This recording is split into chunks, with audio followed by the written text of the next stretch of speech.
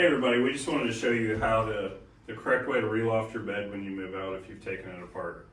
So the first thing we want to point out is there's 3 pins that are exposed inside this bed rail. You want your bed rail to be just below those 3. So you want to be able to see the 3 pins, ensure that you have 3 on all 4 corners and they're the same. And then when you put your bed rail back in,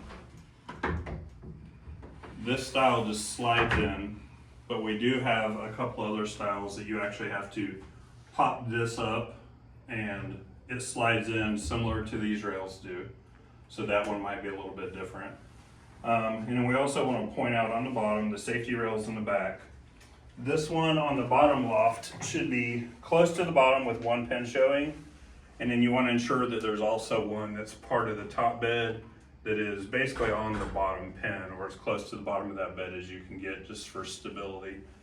And then also, if you've taken your bed apart, there's little metal dowel pins between the 2 bunks that you want to ensure are back in there. That way when we come along in the summer and we're sliding the beds out to move them, nobody gets hurt with the bed falling apart on them. So you can get those pins at the front desk, or you can ask somebody in the facility staff and we can assist you. We did want to hit on the reason the height is important is for this safety rail to be up above the height of the mattress. We do have summer youth programs in some of our buildings, so we want to make sure they're put back correctly and facilities doesn't have to come behind you and change a bunch of stuff in the room.